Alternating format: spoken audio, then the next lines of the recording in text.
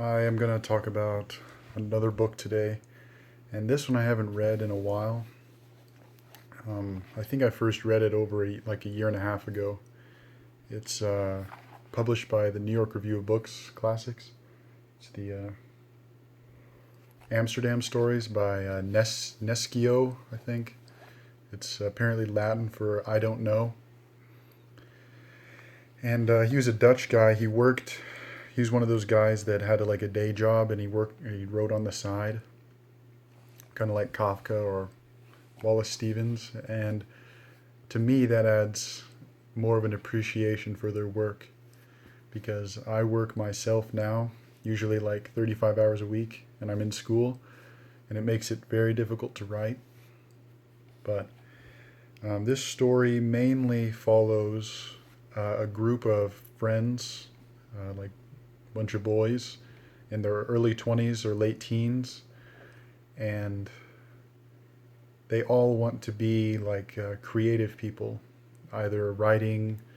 I think one wants to be an actor, another one wants to be a painter, and they gradually realize they can't do those things.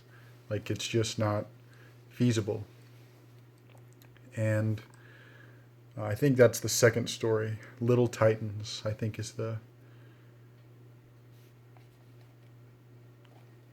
story where that goes on. But the first one, which is my favorite, is called The Freeloader.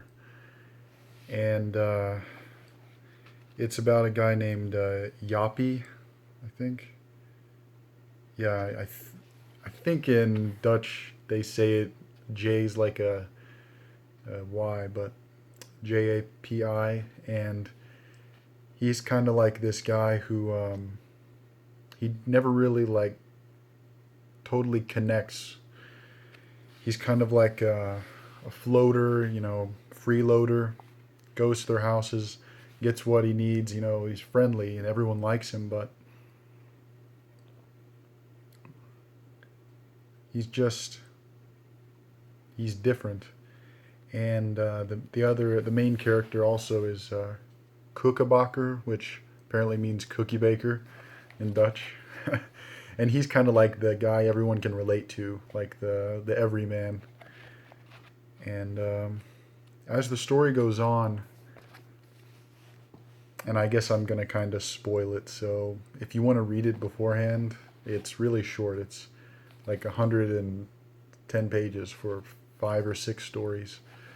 Um, but I highly recommend buying it. But I'm gonna spoil the first story. So it's about Koekenbakker and Jappie, and they end up being pretty good friends. Over time, Jappie ends up going to his flat, his apartment, and spends a lot of time there. They really get along well, but Koekenbakker starts to realize that Jappie isn't doing very well.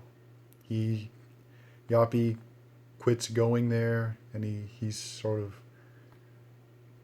distraught, and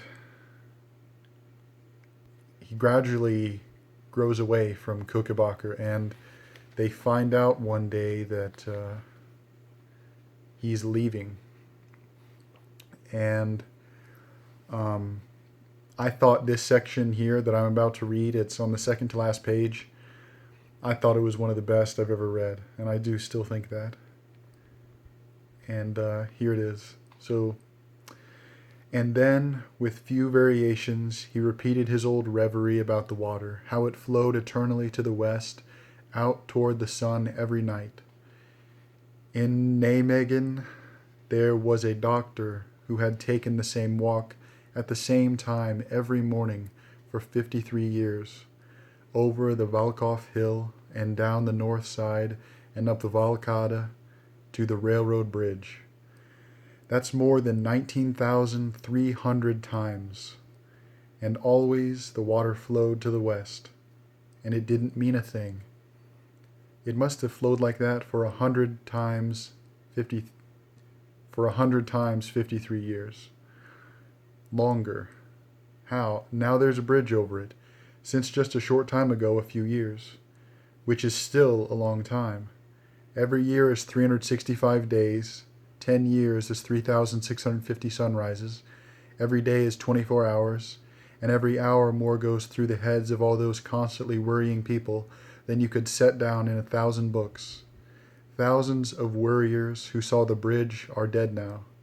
And still, it's only been there a short time. The water there has been flowing for much, much longer. And there was a time when the water didn't flow there. That time was even longer, much longer. The worriers have died by the hundreds and hundreds of millions. Who remembers them now? And how many more are going to die after them? They just worry away until God gathers them up. And you'd think God was doing them a favor when he suddenly wiped them away. But God knows better than you or me. All they want to do is fret and struggle and keep on struggling. And meanwhile the sun rises, the sun sets. The river flows to the west and keeps flowing until that too will come to an end. No, he had had no more plans, and he wasn't planning to let it get to him anymore either.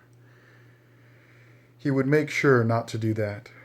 He did accept an invitation to dinner that night, and even sang a funny song and gave a crazy speech standing on a chair. Yapi stared for a few months more. He was not in the best of health, and the sick benefits from his office had run out. He spent the winter in Amsterdam, where everyone was busy tearing down beautiful houses to replace them with hideous ones, worrying the whole time. In May, he moved to Nijmegen. He wrote me a postcard from there to say that Jeanne had died of her lung ailment. He had been waiting for that, he wrote. At 4:30 one morning, during a majestic sunrise, he stepped off the bridge over the wall. And the watchman saw him too late. "Don't worry, old boy," Yapi had said. Then he stepped off the bridge, his face to the northeast. "You couldn't call it a jump," the watchman said. He stepped off. They found a walking stick in his room that had belonged to Bavink, and 6 notes on the wall saying "damn it," and one with "all right then."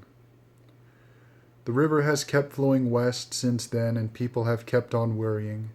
The sun still rises too, and Yapi's parents still get their daily news every evening. His trip to Friesland remains a mystery to this day. And that's the end of that story. And that was written in 1910.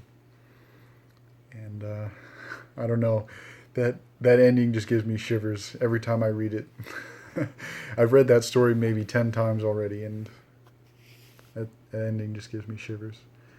It really reminds me, when I first read it, it really reminded me of The Crossing by McCarthy. There's an end section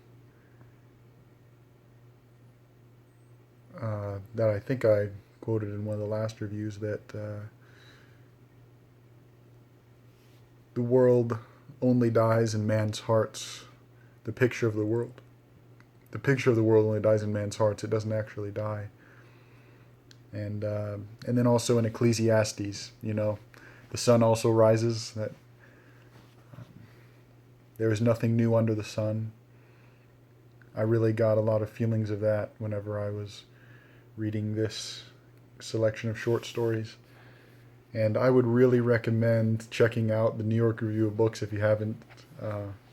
New York Review of Books Classics, NYRB Classics, because they have extremely good taste. I have a bunch of their books, more in Kindle versions, but they published Stoner, which I thought was a decent book. They published Amsterdam stories, some short stories by Cesare Pavese. Just a whole bunch of good stuff. And so I guess I'll just end it there. I'm still slowly working through the recognitions and the easy chain, but I just figured I would do a little review on this one because this is one of my favorite books. I just love it so much. So that's Amsterdam Stories by Nescio. So that's all.